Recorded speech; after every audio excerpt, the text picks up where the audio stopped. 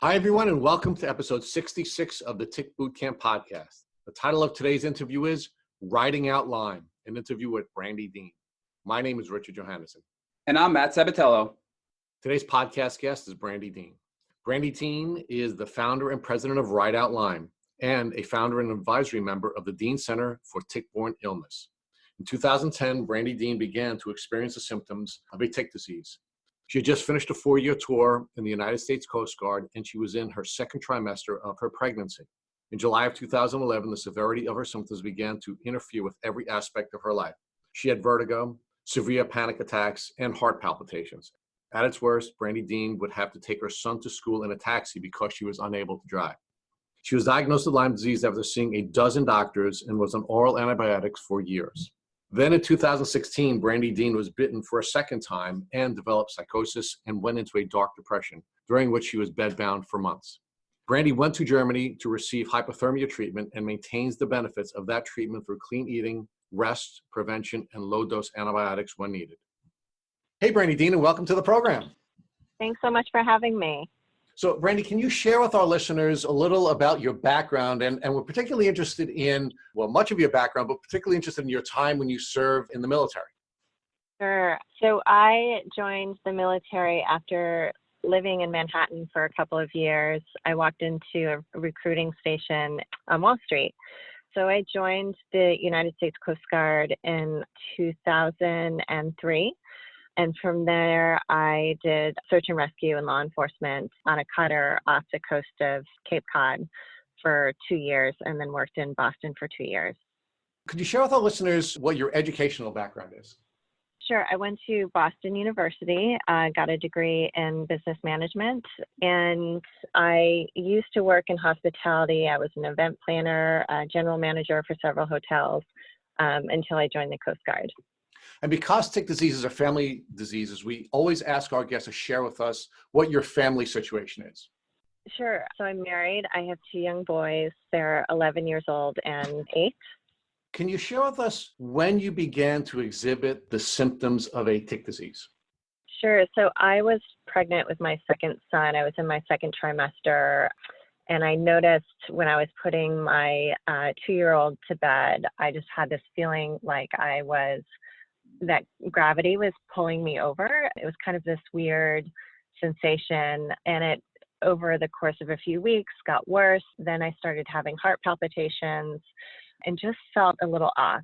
And this definitely felt like very different to my first pregnancy. So I'd gone to the doctor, and they had suggested that it was probably just hormones. And then it wasn't until my son was born in February 2011 that I was experiencing really strong heart palpitations. I had intermittent hearing loss, and my health from there just kind of declined significantly. I had vertigo that would come and go, and it wasn't until June, I think it was actually July of 2011, I was driving in the car with my husband, and the right side of my body went numb, and I felt disoriented, and my heart was racing. And I said, I think you need to bring me to the emergency room. Like, I thought I was having a stroke. So he brought me to the emergency room, and that's where they had done a bunch of tests. And they actually asked me, I forgot to mention this, when I was in the emergency room in July 2011, they asked me if I had been bitten by a tick. And I recalled being bitten by something back in October of 2010, and it had bruised, but it didn't look like the typical bullseye rash that I'd seen in the news. So I didn't really worry about it until that visit to the ER, and that's why they tested me for Lyme disease. Do you recall ever having bitten by a tick prior to your symptoms developing? No. I remember getting bitten by a bug, and I only saw the bruise, so I assumed I was bitten by a bug back in October. What did you know about ticks and tick diseases prior to your symptoms developing? So that's a really good question. I remember seeing it on the news for the first time when they were talking about that they had discovered this illness in children in Lyme, Connecticut. And I had always assumed that you took antibiotics and got better. And it wasn't until I got really sick and after doing research that I realized that people were having ongoing symptoms. Did you know anyone personally who had Lyme disease or tick disease prior to your symptoms beginning to develop? No, I didn't. Brandi, when you were in the hospital, did the doctors run a Lyme disease test when you went to the ER? They did. I was very lucky because I know a lot of people go and are not offered the test, and we're in a highly endemic area, and I didn't know that at the time. But I think the fact that I recalled that bug bite back in October kind of raised a red flag for them, and they were great. They actually ordered the test. However, it did come back positive. They gave me antibiotics, but when I went to my primary care physician a week later, he suggested that I didn't even have Lyme disease, that the test was false positive because I had all these neurological symptoms and I didn't have the flu-like achy joints and muscles that were indicative of Lyme disease. So he suggested that I stop taking the antibiotics. How was this impacting your capacity to parent your children? Ugh, it was extremely difficult. I remember, so Finn at that time was probably 4 or 5 months old. So I was still learning to deal with a newborn and a 2-year-old. And I remember taking them both in my arms and scooting down our stairs in the brownstone that we lived in Boston. And then just putting them in front of the TV and laying down and just sobbing. It was horrible. No one knew what was going on with me. I thought I was dying because I had never felt so sick before. And, I was used to, when you come down with the flu, you're sick for a couple of weeks and then you get better, but I wasn't getting better. So I was really frightened that one day my children were going to wake up without a mother. So it was very hard. How was the developing symptoms impacting you socially? Before I got sick, I spent a lot of time with friends, going out, having dinner with them, going out with my husband. I was very active too. And I just felt very isolated because I wasn't able to go out. I would try to take my kids to the park around the corner, but I got very overstimulated very easily. I just felt like I was going to faint. So I feel like, my husband during that time didn't really understand what was going on with me and suggested, well, maybe you're just having a hard time dealing with 2 small children, like, because my doctors were saying the same thing. So it was really hard. I felt very alone during that time. Did you have any question in your mind about whether or not these developing symptoms had something to do with your new parenting or it was something else? No, every time I went to the doctors, I went a lot. I went to the emergency room a lot because I had these frightening symptoms I had never experienced before. I always said, I have dealt with stress before. I was in the Coast Guard. We were doing search and rescue in 30-foot seas. Like, I dealt with stress and I've never, ever had symptoms like this. I was very healthy. I worked out. I did yoga until I was 39 weeks pregnant. So I knew that there was something wrong with me. I knew that I was very sick. And it was terrifying to think that everyone around me thought I was making it up. Were there people in your life who you were close to who questioned whether or not you were really sick? Yeah, there were quite a few people in the beginning when I was first diagnosed that questioned whether or not I was really sick because, my doctors, they had all diagnosed me with anxiety. So I think everyone assumed because I was a new mother and taking care of these young children and I dealt with anxiety in the past that, it must be that. And I looked well. That was the other thing. I didn't look sick.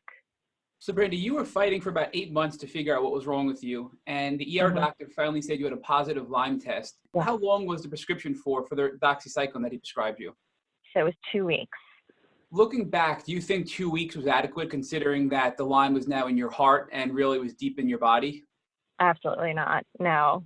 And I often tell people who are bitten or have a rash to ask their doctors for 6 to 8 weeks of antibiotics and to get tested for other co-infections other than Lyme disease. So how did you feel when you first got this diagnosis from the ER doctor? Were you relieved that you finally had an answer to your problems? I was relieved until I called my brother and I said, I just found out I have Lyme disease. I'm on antibiotics. Now I know what's going on with me. And he had mentioned that he had a teacher in high school that had Lyme disease and ended up in a wheelchair. And that's when I got really nervous because I just assumed that this was like a flu-like illness that got better after antibiotics. And when he mentioned that, I realized that it was more complicated than that. And, a week later, when I went off the antibiotics, I got really sick. Brandi, when you followed up with your primary care physician and they said that you don't have Lyme and it was a false positive, did you believe the doctor? Were you conflicted? How did you feel at that point? I was conflicted at that point, and I remember leaving there and I thought, okay, well, maybe it's something else. And he had sent me to a few specialists at a well-known hospital in Boston. So I went to a neurologist and a psychiatrist and an ear, nose, and throat doctor, and I had vestibular rehab therapy. And so I thought, okay, I'll try all of these things, but nothing ever added up. And it wasn't until I had my second Lyme test and the Western blot came back positive. That was in September. And that's when I thought, gosh, maybe I do have Lyme. And I started doing some more research and found several people online that were struggling with debilitating symptoms after having treatment. And some people were on long-term antibiotics. And that's when I realized that I needed to see someone to figure this all out. Did the 2 positive Lyme tests help you to deal with some of the doubters in your life? No, I wish they had. Gosh, when I think back to that time, it's so hard.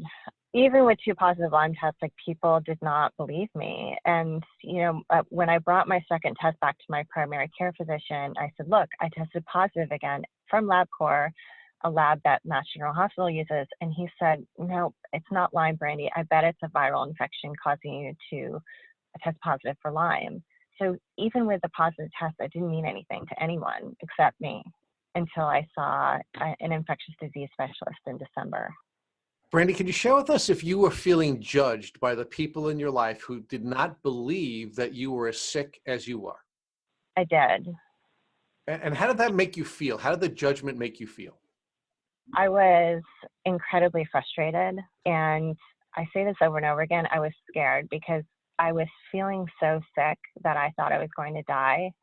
And I was afraid that no one would figure out what's wrong with me until I died. Like, it was really hard. It was really hard during that time to have people that I love that didn't believe me. And everyone is so supportive now. They get it. But back then I just felt so alone. Brandi, at what point did you finally find a doctor that believed your 2 positive Lyme tests and treated you for the Lyme disease that was the root cause of your symptoms? So I was lucky. It was December of 2010 that I saw an infectious disease specialist, not a Lyme literate doctor, who was recommended by a friend of mine. And when I sat down with her, I explained my experience with the Coast Guard and how active I was. And I remember, just sobbing in her office because I had seen so many doctors that really just assumed I was struggling with anxiety. And she spent a little over an hour with me. But I think within the first 20 minutes, she stopped me and she said, listen, I just want to let you know, I think that there is something wrong, that you are sick, and we're going to figure it out. She tested me again for Lyme, and she called me up a week later and said, your Western blot is lit up like a Christmas tree. You need help. And that was the 3rd time you had a positive Lyme test. Yeah. So now that your new infectious disease doctor had a 3rd positive Lyme test, very high, what was your new treatment course with this doctor? So she treated me with 31 days of IV antibiotics. And I have to say, within the first 2 days, the vertigo went away, the severe anxiety and panic went away. And I think it was week 2 that I went to the gym for the first time and walked on the treadmill for 2 minutes. So I felt like I was getting better. And then unfortunately, she at that time only treated with 31 days of IV antibiotics. So when the treatment stopped, some of my symptoms came back, not nearly as severe. And during that time, I had done some more research and found a Lyme literate doctor in our area. And I've been with her ever since, which she treated me with oral antibiotics. So that was in 2012. And I never fully recovered, but I got to the point where I was, it took about a year and a half where I was finally like running again and exercising and taking boot camp style classes. And so from 2013 to 2016, I was feeling pretty good, still struggling with symptoms, but able to exercise and spend more time with my kids. Brandi, did you believe that was because of the follow-up with your Lyme litter doctor, that the 1 month of IV antibiotics wasn't sufficient and you needed that follow-up course of oral antibiotics long-term? Definitely. Yes, definitely. So you recovered so much where you were exercising, you were working, and you almost had your life completely back. Yeah. And all of this sort of kind of leveled out up until 2016, it sounds like, when you had another health-related incident, right? Yeah. So it was, I think, in April or May of 2016, a group of us had signed up for a Spartan race that was supposed to take place in November. So we were having like these training sessions. So I was really excited about that, feeling really good. It was during that time that I had gone to a soccer game, and I remember pulling something off the back of my neck, and it was black, and I didn't think anything of it because I was on a maintenance dose of doxycycline at the time. So I thought, well, if it's a tick, I won't get sick. And it was just a few weeks later, I was at my son's soccer game, another game, and I felt really faint. And they had to get the ENT out, and they took me out on a golf cart, and my friend drove me home. And then it was a few days after that, I came down with the summer flu. And I still wasn't convinced that I, had gotten Lyme or anything else. I went to the emergency room in Wellesley, and they said, it's very rare for people to get the flu in the summertime. So we're going to test you for Lyme and babesiosis. I believe those tests came back negative, and I was still seeing my Lyme litter doctor, and she did some more tests, follow-up tests, and I actually had 2 bands on the Western blot that had never been positive before that were now positive. And now I had the flu-like symptoms, achy joints and muscles and fever. I knew it was most likely a new infection because in the past, when I was diagnosed in 2010, I had all the neurological symptoms from Lyme disease. So she put me on IV antibiotics, but I'll tell you, that was the sickest I had ever been. I dealt with psychosis. I had anaphylactic reaction to foods. I was in a really, really, really dark place because I had overcome years of feeling horrible, and then to get sick again like that, I had lost all hope that I was going to get better again. Brandi, I'm so sorry you had that second experience, and I'd like to explore that with you a little bit more if we could. The first thing that I'd like to ask you is, you didn't find a tick the first time you had been bitten, but you did find a tick the second time. Did you change your behavior between your first tick bite experience and your second tick bite experience, which allowed you to discover the tick? Oh, yes, definitely. After my first diagnosis, I did tick checks every day. We are sprayed head to toe with permethrin and tick repellent, and I don't sit in the grass. My kids don't sit in the grass. So I became highly vigilant after my first diagnosis. The thing that's kind of odd for me, though, is that I knew that I thought I had pulled a tick off my neck, but I assumed that since I was on doxycycline at the time, that I would be okay, and that just wasn't the case. So because you changed your behavior, you did discover the tick, but I guess your compromised immune system didn't allow you to defend against the second tick bite despite being on the doxy. Right. Yep. Could you also share with us what types of changes you made in parenting? Specifically, what steps did you take to protect your children from coming in contact with ticks? A couple of years ago, my friend had called. My youngest son, Finn, had gone over to their house, and she had raked up this huge pile of leaves for them to jump into. And I had no idea. I came to pick them up, and she said, "Brandi, I am so sorry, but Finn was so great. He told me he's not allowed to jump in leaves." And my son was like, "Oh, you're not allowed to jump in leaves? Why?" And he said, "Because of all the ticks." So I spent a lot of time with my kids just educating them on where ticks are. When they go to soccer, they don't sit in the grass. They sit on their ball if they have to, or they stand. We take showers every single night after sports. We do tick checks. They know they can't go out unless I spray their shoes with permethrin and sometimes their clothes. but they're always wearing tick repellent. I always make fun of us because you can smell us a mile away. So my kids are very knowledgeable, and they have recently had people that they know that have become very sick with Lyme.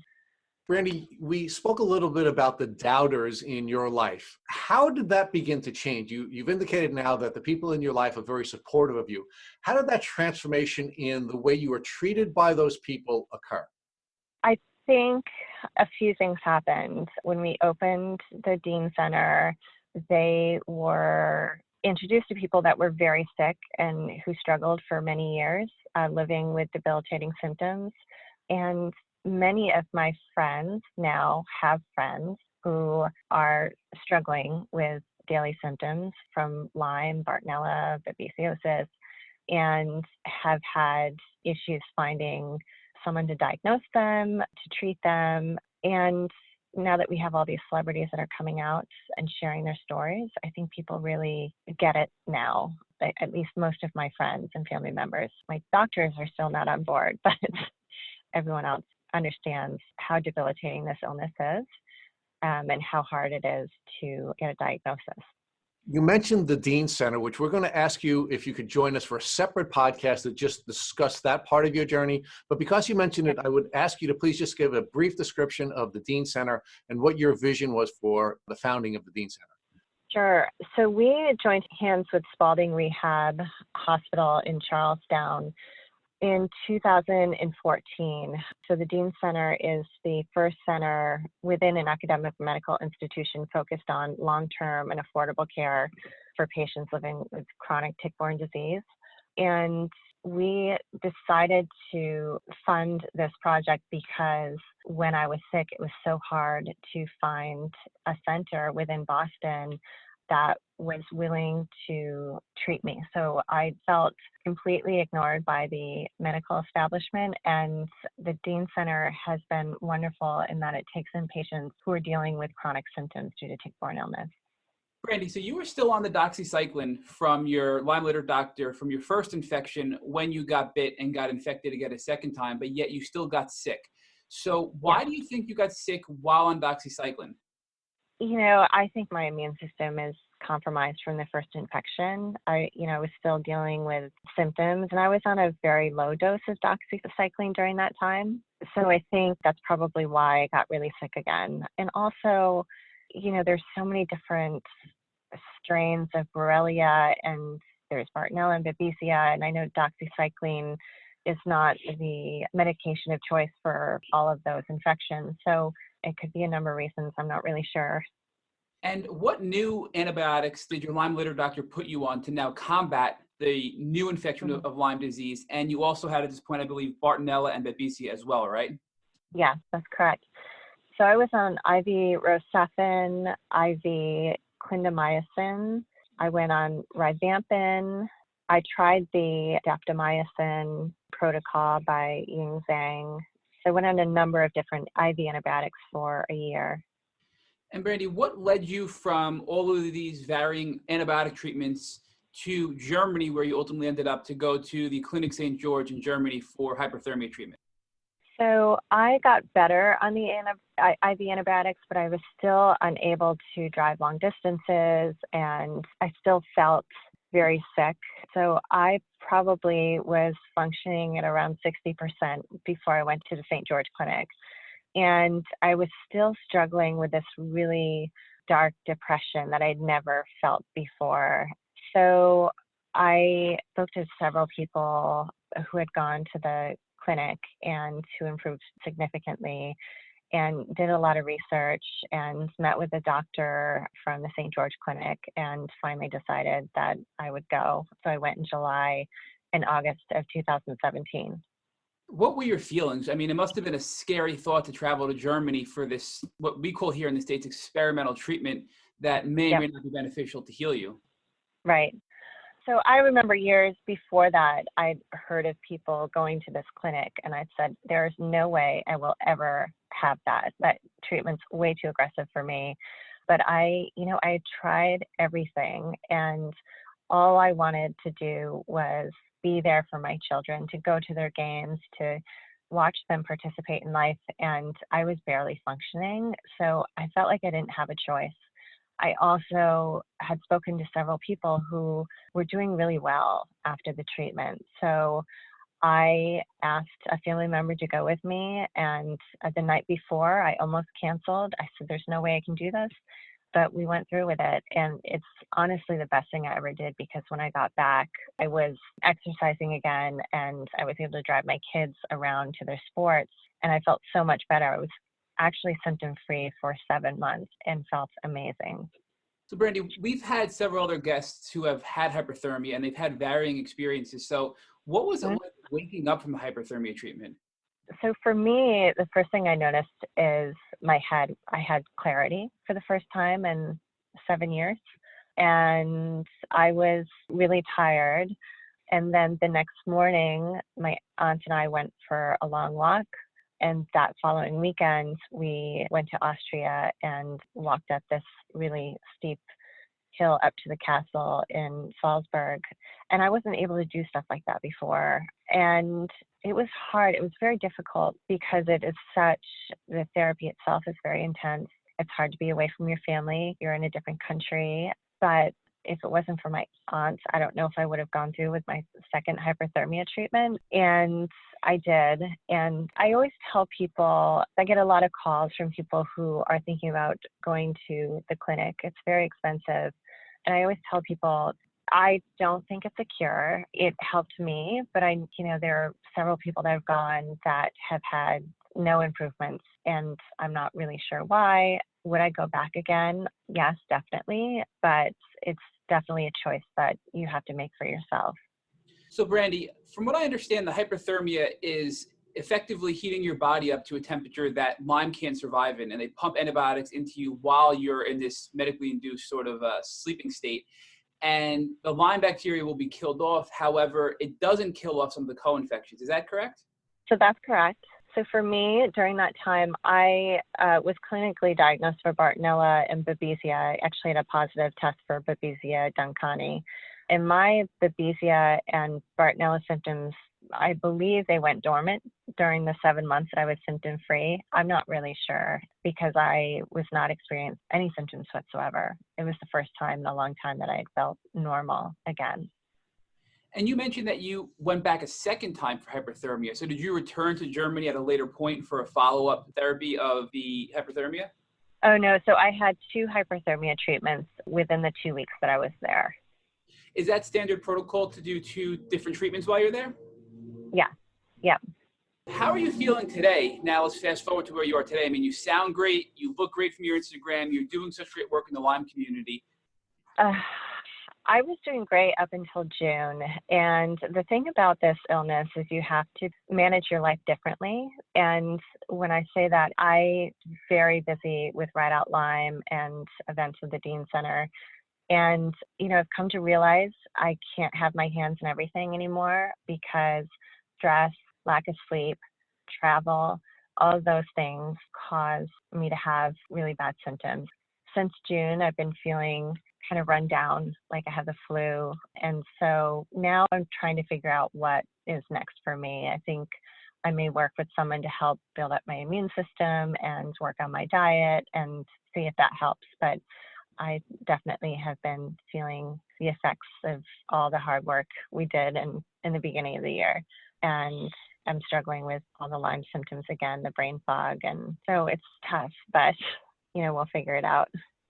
So Brandi, do you believe that the Lyme bacteria is still back and now making you sick? Or do you believe this is just the remaining co-infections that were sort of dormant and a weak immune system causing you current symptoms?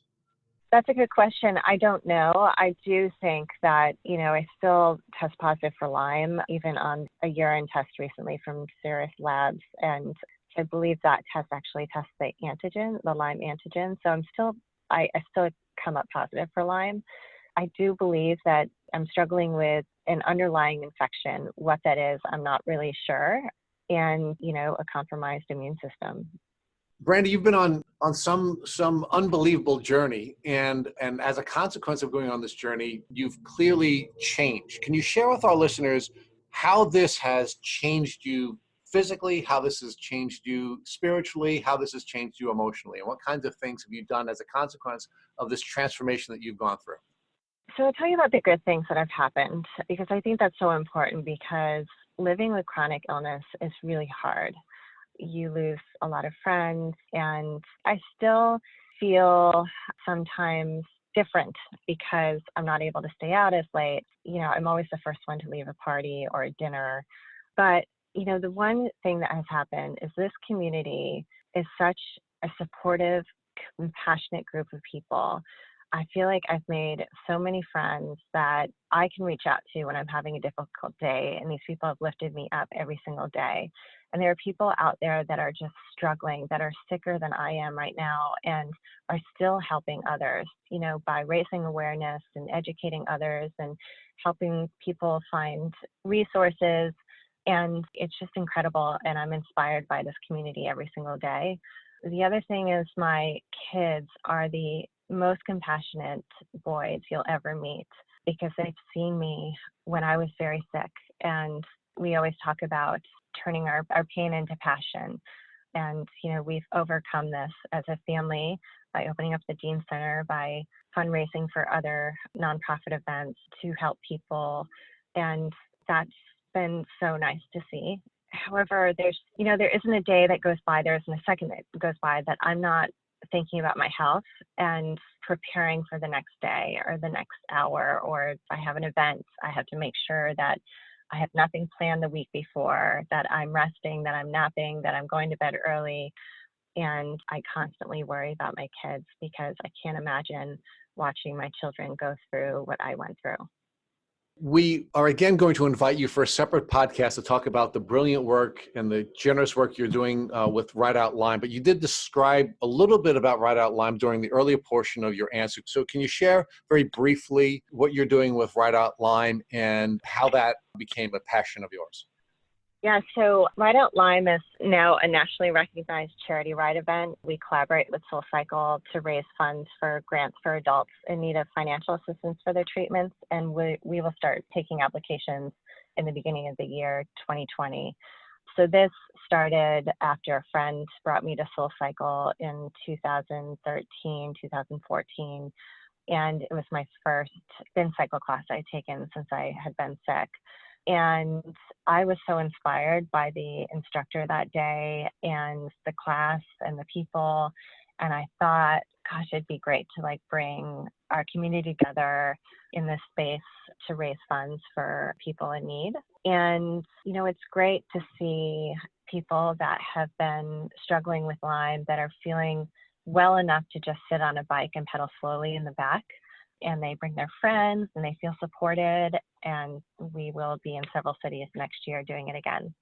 When is the next event that you're going to be hosting with the Out Lyme? So we have several. We have Out Lyme Ski and Snowboard collaborating with Sam Spoons. That will be in March. And we're going to be collaborating with Bay Area Lyme Foundation in California. We'll be in La Jolla, Manhattan Beach, and Palo Alto for Out Lyme California. That's the first weekend in March. This is all on our website. And our last two rides are in Boston and New York City. I don't know how anyone wouldn't be exhausted after doing all that you're doing, regardless of Lyme or not.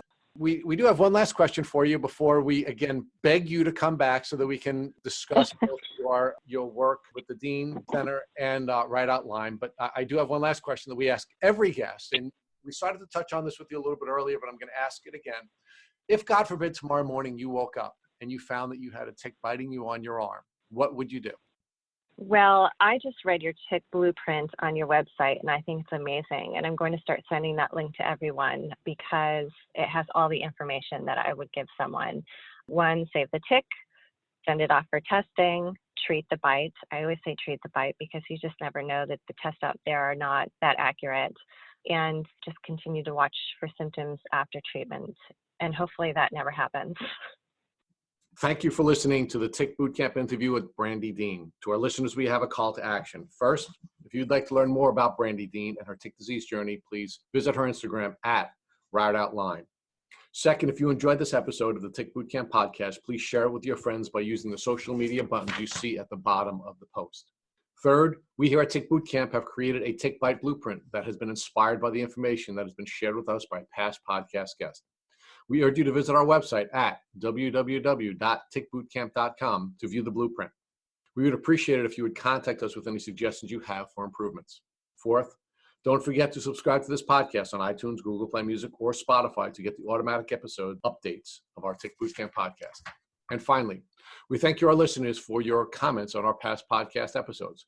Please take a minute to leave us an honest review on iTunes, on Instagram, or on our website. We make it a point to read every single one of the reviews we get. Thank you for listening.